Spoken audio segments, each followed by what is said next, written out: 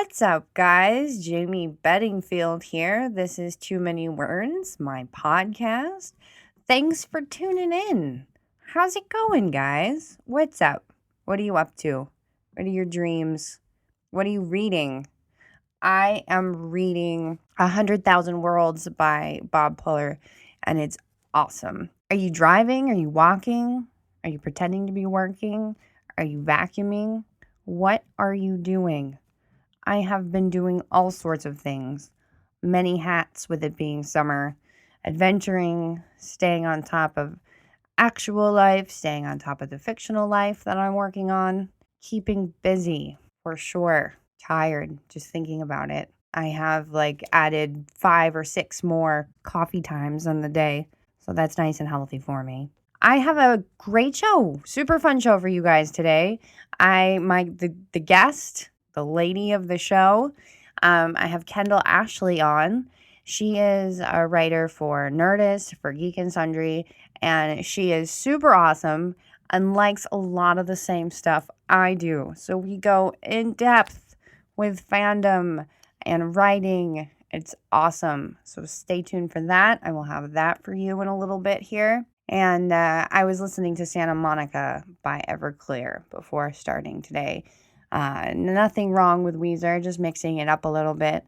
I've been working on this super angsty and troubled and mischiefy character, and Everclear has just been a nice mood for that. So I'm mischiefy, in a mischief mood. So, like I said last week on the episode with Richard Cadry, if you haven't listened to it, listen to it after this one because it's a really good episode. Awesome dude. Go back and listen to it. But anyway, I told you all that I will be answering 2 questions an episode now to keep things a little bit more consistent, and I won't get to every question or every comment. Yeah, so the first question I'm going to answer is from Ahmed Amir, and I hope that I pronounced that correctly. If I didn't, I'm sorry. I really enjoy the pieces that you write on Feminine Collective. They're so real and raw and vulnerable, and I relate to so much of what you say. Is it hard for you to write those things and share them with lots of readers? Yes. I think the quick and easy answer would be yes, it is. But it's only in spurts. Like, kind of gearing up to write a particularly vulnerable post is, I do a little dance with myself. But then once I get it down, I'm like, freedom. And then I edit it, and that's always that's its own deal whatsoever. And then once I send it out, I'm excited because it's okay, I did that. I accomplished that thing. But once I get notified that it's been posted, there's always been that, I feel vulnerable for a few minutes. But then, I'm always overwhelmed by how many people reach out after they read my articles on Feminine Collective. I get welcomed with hugs and different, some of you share stories with me, and, it's a great community, and I'm, I feel really fortunate to be part of it. And Ahmed, thank you so much for reaching out. And thank you for listening to the show. Soon, stickers. Stickers will be soon.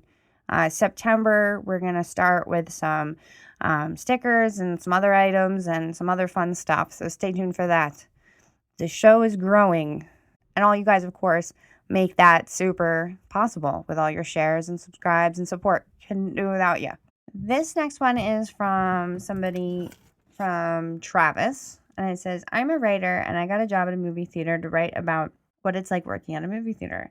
But I told everybody that I was there to write about it, and now they're just making fun or not talking to me. What should I do? Well, I think part of learning about the way something is to actually, go undercover. Although I'm in no way encouraging dishonesty, but I think that perhaps, being more on the down low about your motives would have maybe helped the situation.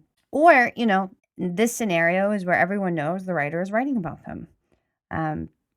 But super interesting. Thanks for reaching out, Travis. And definitely good luck and keep me posted with any updates. the idea of doing things and going places just for the sake of writing is always something that I like to think about, and haven't really done it in a while, but I think it's time. There was this article the other day that I saw on Facebook about a writer's retreat, and it's like 6 weeks in the woods. And it's like, wow, yeah, that sounds amazing. I'm gonna Walden that up. Although I'm not going to be doing that anytime soon. I mean, my writer's retreat, is a very comfy and stylish office with lots of bird pictures, and it works.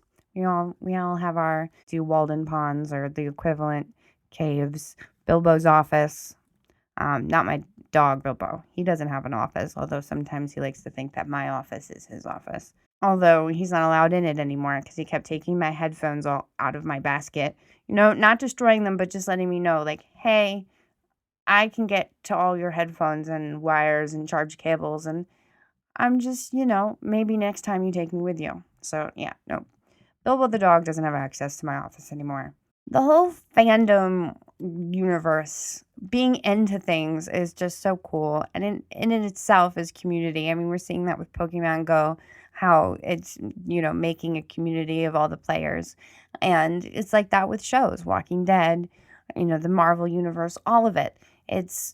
We all find a piece of ourselves and, things that either interest us or we relate to life-wise with it. And, it all ties in. So, like, when you're a hardcore Buffy fan and you meet another hardcore Buffy fan, there's a connection there because of the shared interest and the fact that you both are able to get out of something.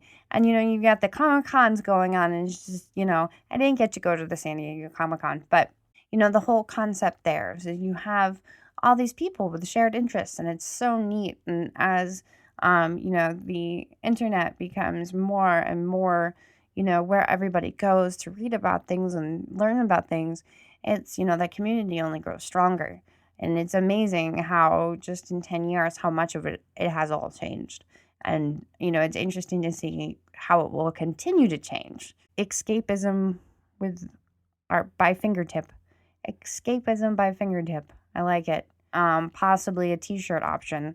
I was saying, if you follow me on Twitter, you might have seen my tweet, but I want a bumper sticker that says, "I will never turn on red." And I was playing with ideas of how to work it in with the new Too Many Words merch. So possibly I might make it work. But, other than that, it's summertime. I'm in summer mode and I like it. And I like at first it was like, new routine, but now it's like, yeah, I'm rocking this and I'm wearing it well. Of course, it helps that I'm continuing to progress, and, it just eases my mind a little bit. I feel a bit more on top of my things.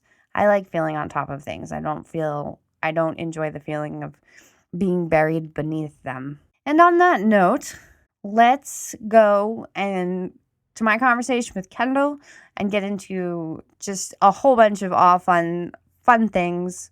Here it comes. It's happening. Hey, Kendall, how's it going? Doing well. How are you?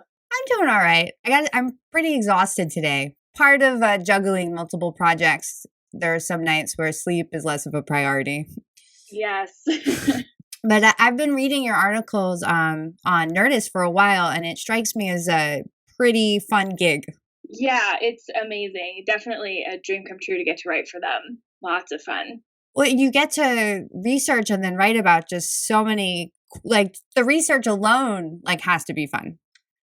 It really is. I mean, you kind of want to go into it with some basis of knowledge, but I mean, there's just no way to know everything about everything. So I've gotten to learn from not just with Nerdist, with Geek and Sundry and all the other places that I've written. You get to learn about so many cool, fun things. It's awesome to call learning about Star Wars comics, tabletop games. It's fun to call that work. No, definitely. Do you get to pick what you write about, or do they kind of throw, ideas your way, or? It's a little bit of both.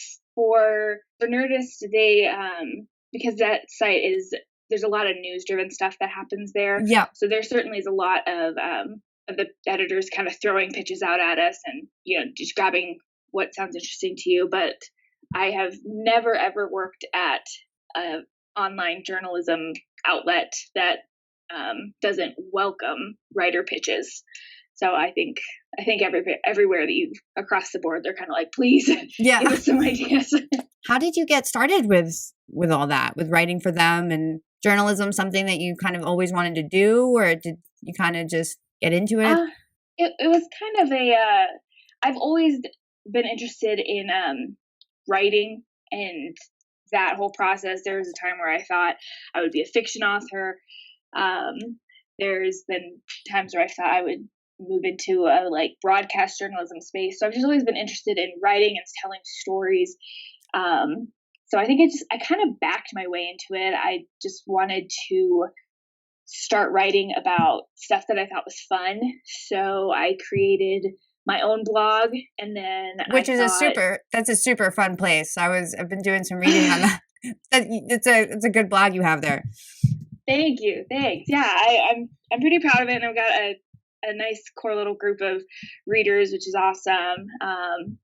So yeah, I just kind of started there with Distracted Blogger, and then from there I just looked around because I didn't really know what was out there in the entertainment journalism kind of space. So I just happened to find a group of writers here in Colorado, and I became a contributor from there and just kind of moved around from there.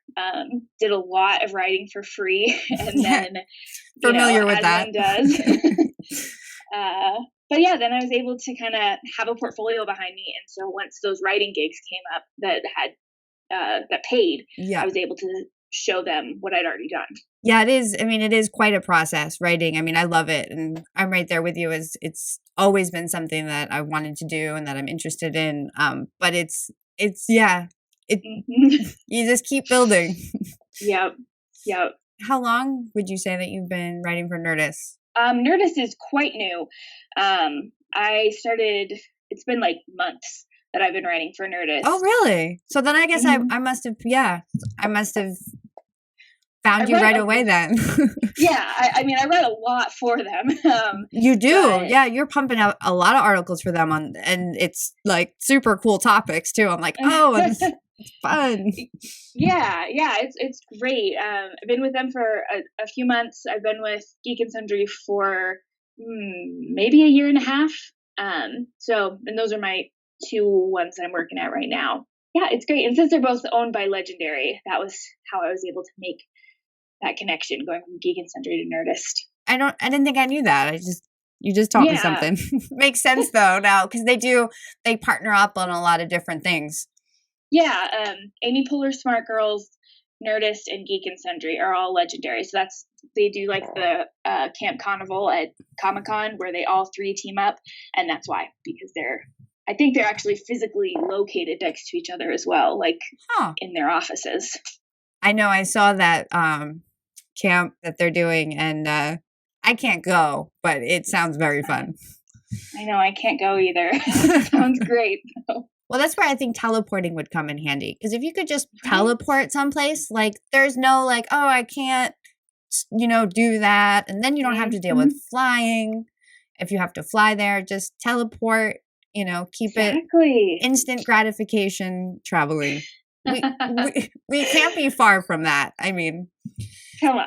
It's 2016 science. Get with the game. That would be one awesome smartphone app. Absolutely. That actually might be the one that gives Pokemon Go a run for its money. It's true. It would have to be huge to beat Pokemon Go. I gotta say, I didn't expect, I knew that it was coming out, and a friend of mine, her husband works at Pokemon, so like I was hearing about, them talking about it and stuff, and I didn't think it would be such a sensation instantly. It's crazy. I mean, I've gone out Pokemon hunting, and there's a place in my city where there's like a couple gyms, a couple Pokestops, and they always tend to have lures on them, and just the amount of people that are there, and they're all adults, which I think is hysterical. I've never seen a kid going hunting for Pokemon. I've only ever seen adults, but they're everywhere. It is nuts. All of my feeds everywhere are just like slammed with it. It's like, wow, I wasn't expecting that. And I have to admit, I haven't tried it yet. I'm a little nervous. I'll be honest. It is so like it's so bizarre, but it's wonderful. It's bizarre but great. I'll get there. Well, I'm taking my first week off in over a year in August, and I think that's when I'm gonna pull it off. Yes, that'd be perfect. But I was downtown this weekend, downtown Seattle, and somebody almost like walked right into the road because they're like, not paying attention. Like, let's not walk into traffic here. Well, and just that concept too, like the virtual, creatures that people are actually going to physical places to catch. Like, tell me that is not like an awesome start to a really haunting sci-fi story. That's true. It's true. I know. My friend has talked about how she's like, this could be like some really big, elaborate plot from like some evil genius, but for now, I'm gonna enjoy the app. And I was like, well, thanks for putting that in my head. Totally, like that subplot in Batman Forever when the Riddler has all those TV pumps, and they're brainwashing everybody, something like that. Exactly. The aliens have finally figured us out. Yep. So, from reading various articles of yours and just, general social media, I was excited to find that you are also zombie obsessed. Oh, yes. I love zombies so much. So do I. And anytime that I come across somebody who also, proclaims the love of zombies, I'm like, yes, let's talk. I yes, I love them so much. And even campy zombies. Like, have you ever seen Cockneys and zombies, or Cockneys versus zombies? It's been a while that I've seen that. Cockney versus zombies, yes. Yes, okay. See, every time I throw that around to people, they're like, what? So I'm really glad that somebody else has seen that movie.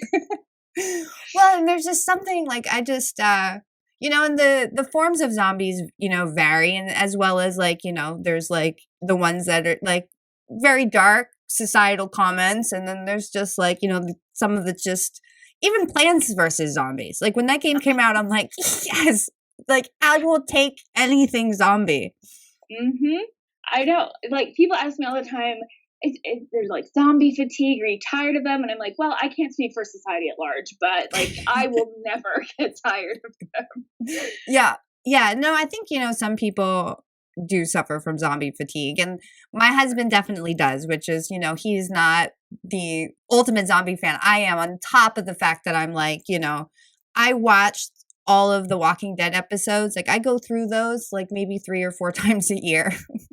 Oh man. I just go back to it. Well, when I go for TV, I like to know, like, sometimes like I'll feel adventurous, but sometimes I just want to know that I'm going to watch like an hour of quality. Sure. And, running from zombies with Daryl, it's not so bad. I know. I got to see Jeffrey Dean Morgan at Denver Comic-Con this year, and I'm also a Supernatural fan, so I was excited because he was on that for a little bit too, but of course he's Negan. And he's a great Negan, in my opinion. I know. I mean, I didn't know, I'm not too knowledgeable of the comic books. I know some, but not as knowledgeable as I should be. But there's also a physical resemblance there, which I think is cool. Because they don't always look as mirror image, but I really feel like Jeffrey Dean Morgan looks like Negan. Yeah. And he's so dynamic. I mean, even that, I don't know if you ever saw if you ever watched Grey's Anatomy.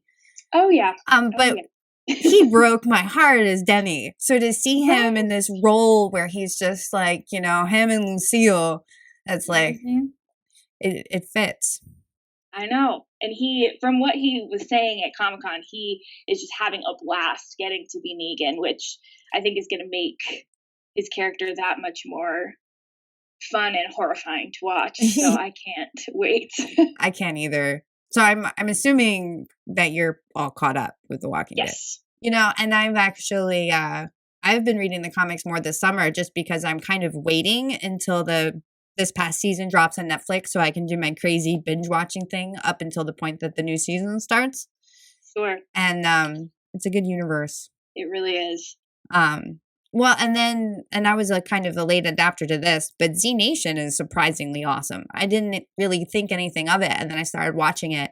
and they just take a whole lot of chances, and I like that. I have not seen too many episodes of that, but what I've seen has been interesting. That's the one that did the zombie baby, right? Yeah. Yeah. No, it's all on Netflix. You should consider binge watching it. I'll add it to my list. No, it's and it's so different because like I think that's what it was. Like I was so into The Walking Dead that I was like, I don't need another. I'm not gonna do another zombie show. Even though I love zombie stuff, I was just fully committed and satisfied. Sure. But I started watching it on Netflix, and yeah, especially like halfway through the first season, I had this moment where I was like, what? So yeah, I'll have to watch it. But like as far as like entertainment and stuff, what has you super excited right now? What are you reaching for? Oh man, I'm always big on Marvel. I'm really excited to see what's coming with the MCU. Even though I'm a little sad about the whole Hydra Cap situation. Yeah. So that's that. Even though I know it's been explained away, but still, it still makes me real sad. The MCU is great. I'm excited to see what's coming next. Sebastian Stan has not been shy about talking about Bucky taking over when Chris Evans leaves. Yeah. So I'm interested to see if that's just him like causing a ruckus, or if that's going to become a real thing, or if they're going to go with the Sam Wilson Captain America from the comics. So I really love what they've done with their movies. So that's a big. It's been incredible. I mean, yeah. I mean, with Civil War, there is nothing. There was any time I go see a superhero movie in the theater, that is everything that I want it to be. Like it had everything, not too much. It wasn't lacking action, but it also had all this purpose behind it. It was phenomenal. I was thrilled. I was in a good mood for weeks. Right? I know. It's fantastic. I really love it. Yeah. They're probably my biggest obsession. I'm, Star Wars, of course, but I feel like that almost goes without saying. Yeah. Everybody's excited for Star Wars. Well, I was just rewatching. I had the flu a couple weekends ago. It was actually 4th of July weekend, and I decided that I was just going to have like an ultimate watch fest. And I rewatched Force Awakens. It's just like, that is just such a good movie. Mm-hmm. The storyline in it is it's so well crafted. I love it. It's so great, and I can't wait to see what's coming next. And I'm very interested in how they're going to be expanding the universe with Rogue One, and I know they're going to do like Han Solo movie. So that'll be interesting. I'm not sure how I feel about a Han Solo movie, but I feel like I trust them. Yeah. So I'm excited to see what they'll do. I trust them. And I'm interested too as far as the jump, the jumping around in time that they're doing, and how and if they're going to tie it all together. It's like my mind instantly goes to the fact that Luke is going to see this, Luke has gone missing because he's seeking some special kind of Jedi, right? I feel like Luke went missing because of everything that happened with Kylo. He just kind of became a bit of a hermit. Though he might be searching for something. I feel, when I was rewatching it, there was a comment, I'm forgetting, darn. But yeah, it kind of alluded to the fact that he's went to seek this being or whatever that had something to do with the Force. So I was wondering if, that Rogue One is going to deal with who, the history of who he's going. But yeah. Sure. But then again, I was, on cold medicine. That could have just been what my mind did there.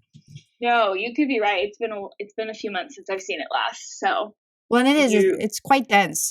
More than I realized. Yeah, there's a lot there. I feel like you can just watch it and pick up new things every time. Yeah, it's filled with Easter eggs. Yeah. Yeah. Say, just to go back to Marvel, one of the things that I'm super, super jazzed about is the Spider-Man relaunch.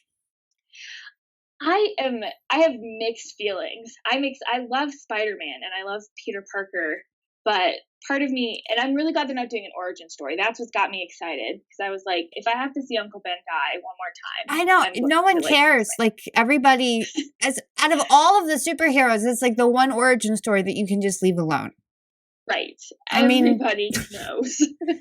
And there's so much. There's so much to Peter Parker that has, in my opinion, has not been captured in the movies. Yeah. And every time, there's oh, Spider-Man, coming back, I always have that hope, it's going to be done right this time. Sure. So I hope Yeah. And I really love that they're tying him in to the MCU now. I really loved him in Civil War. That was kind of what got me excited. I was kind of feeling a bit of the Spider-Man fatigue, at least in movie form, and seeing him in the movies, I was like, okay, I like this. He's very, very close to the comic book, I felt like, as far as the age was finally right. Yep. He wasn't overly handsome. Right. Because that matters, you know. It does. The beauty of Spider-Man is that he's an underdog. So you need that, you know, but he's also dynamic, which, you know, Tobey Maguire did not pull off. Sorry, Tobey. Yes, I agree. And yeah, I feel like they'll have more resources to them now that he's over at the MCU, so we'll be able to, because part of what's fun about those movies is that everybody walks around in everybody else's movies, and it just feels like this whole big story. So I feel like that will help make Spider-Man feel like the Spider-Man we love in the comics, is that he's just not on some weird island in Sony, you know? Yes. Well, and I mean, also too, I mean, in the realm of staying true to the comic books, they're constantly walking into each other's issues, and there's crossover issues and stuff. So the fact that, you know, they're just doing such a good job utilizing that with the movies, I agree. It's very exciting. Yeah. The moment, the battle in Civil War, when you've got all these major players together, even when Captain America is picking them up and you see Ant-Man, you're like, yes, this is awesome. It's great. It's so great. And I really love how they just all, even if it's just like a quick thing, like when Captain America showed up for like 3 seconds in Thor, when Loki turned into him, I was like, you know, I just love how interconnected these worlds are. It makes it feel fun, and it makes it feel reminiscent of the fun that you read in the comic books. Mm-hmm. Definitely. Yeah, it's way immersive. Well, and Paul Rudd is Ant-Man. I mean, that's perfect. Because I mean, I love Paul Rudd. I love him so much. But all I could think of was that scene from I Love You, Man, where he's like, slap in the basement. That is our newest superhero. I can't. But it's perfect. It's such a natural fit, and I love it. It's great. Yeah, his natural, like, snarky sarcasm works really well. It really does. Yeah, no, I've been a fan of Paul Rudd ever since he was Josh in Clueless. So yes, yeah, he's fantastic. Is there anything like that's coming out, or anything that you're super excited for the summer? Like, I think my biggest thing that I was excited for this summer is I am really excited to hear what news is going to be coming out of Comic-Con. Even though I can't be there, which is a huge bummer. I'm really excited. Especially, I'm hoping we'll get some news, information, something about what's coming out with Fantastic Beasts and where to find them. I'm excited about the Cursed Child book. Even though I can't, get to London to see the play, I'm still real excited. Back to the teleporting, right? Right. I mean, come on. Yeah. I've heard people say that you can't really grasp the whole story of the Cursed Child unless you see it. And so that's got me a little bummed. I mean, I'm still going to buy the book. I'm still going to read it and love it. But I feel like I'm missing out on a really big part of the Harry Potter fandom experience by not being able to get to see the show. Yeah. Which is a huge bummer. I wish that, there was even just a couple places closer where I could swing it. I know it. I bet there's a fair amount of people flying out too. Oh yeah, I mean, and from what I hear, it's almost as hard to get tickets there as it is to get tickets to Hamilton here. I think even if I was in London, it would be hard to see a show. Fair enough. Yeah, no, I love the idea of delving more into the Harry Potter world. It's such a rich place. I want her to put out even more. Like, let's experience different wizards. Have you been on Pottermore much? No, not too much. What? She releases some additional little stories here and there, and she did one that was it was kind of a series, and it was a history of magic in North America. And Yeah, I've there were heard some. about it. Yeah, I haven't looked at it. Yeah, it's honestly, it's not. There were some problematic pieces to it with how she tied in Native American culture and their beliefs. Um, but it's also, I would say, just it was very. It was supposed to be like a history lesson, and I don't think that that's her strong suit. However, she did release a story about the founding of Ilvermorny, which is the American Wizarding School. And so that one talks, it's about introducing you to the wizard and the witch that found the school and their story. And that is absolutely where she just shines, is when she's telling you a story and introducing you to characters. And it's fascinating. And I want her to write a whole book about these characters because it was fantastic. That's awesome. I gotta check that out. You definitely should. It's a ton of fun.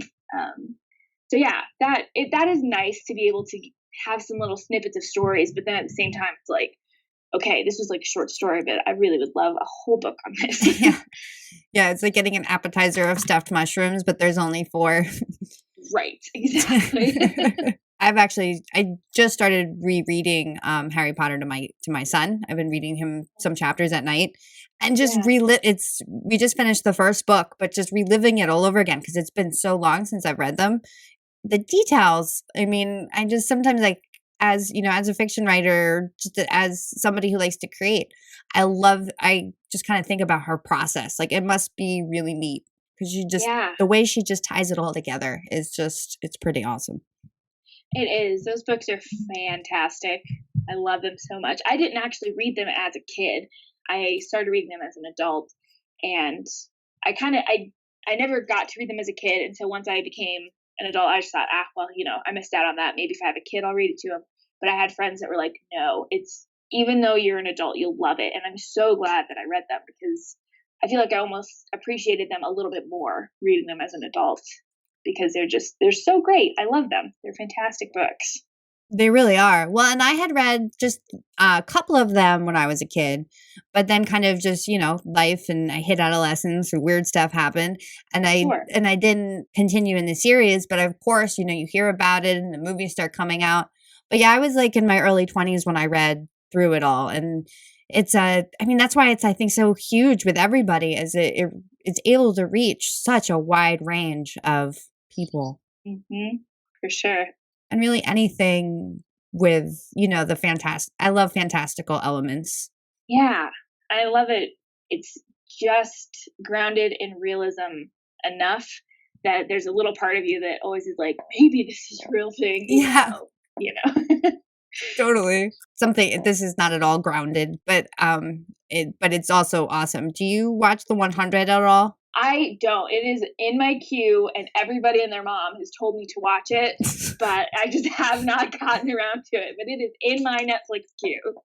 Yeah, it's funny because it's like I've made it my hobby job lately to just tell people, like, if you're not watching the 100, do it, because oh my god, it looks amazing and totally right up my alley. It's just one of those things that has never worked out, but it's on my list. Well, yeah, definitely let me know when you start watching it, because as I was a late adapter to that as well. I'm a late adapter. That's my thing. Yeah, me too. I need to keep, I wonder what the limit is, but 100 times, 200, I gotta really it's okay, especially when it's not going anywhere and you can actually lean into it, and it's not gonna be like, oh, it was canceled. Right, exactly. Yeah. After the sting of Firefly, I feel like a lot of us are a little bit hesitant to find things that we love. And Penny Dreadful, we've been hurt too many times. Yep. But no, it's true. And I think we're kind of veering away from that a little bit with Netflix and Hulu. I mean, this is a great time for TV right now. It really is. You can almost it's the now, as far as how good and TV is, it's like the movies of the 80s, I think. Yeah, it's amazing what they can do with these new streaming services. I feel like it's opened so many doors. I was just reading an article about the show Difficult People, which I haven't seen. But I haven't either, but that's on my queue. Yeah, I love Billy Eichner, and so I'm sure I'll love it. And they were kind of saying this is the sort of show that would not survive on a network, but because it's on on Netflix, it's doing great, and people engage with it in a way that they couldn't on a network show and probably wouldn't. And I just think that's so cool that these shows are able to get this unique life to them because of the new way we're starting to engage with television. It's so true. Well, and also too, I mean, and it's, originally the shows like on HBO and Showtime really started to stand out because they had more room. They were able to be raunchier. And that's carried over with the streaming services, but also I feel like there's another layer as far as like the types of stories they're putting out. I don't know if you saw the sitcom Love. No, I haven't. It's so funny. And it's like not as far as like not a typical sitcom because it's like really dry and sarcastic humor. I recommend that one as well. It's a Netflix original. Yeah, it's really cool. And I mean, diverse stories, more diverse characters and actors. I think it's awesome. And I think TV's evolving in a really cool way that is making it more, I don't know, I love going to the movies, and I don't think I'll ever not go to the movies, but it's really cool to have such epic entertainment in a show form. It really is. It's allowing people to kind of stretch out in stories because it was either I'm going to tell a TV version of a story or I'm going to cram everything into 2 hours. And I think now we're kind of having a little bit of a place in between, which is awesome. Well, I don't know if you watch Orange is the New Black at all. I'm way behind, but yes. I dropped off of it in the end of the second season. I was like, not really, it wasn't grabbing me. I didn't watch the third season. And then actually my husband started watching the fourth season that just came on Netflix. And he's like, you got to watch this. So I did. And it was one of those shows where I could do nothing else besides just watch that show. Like I needed to watch the next episode and the next episode. That's how I felt.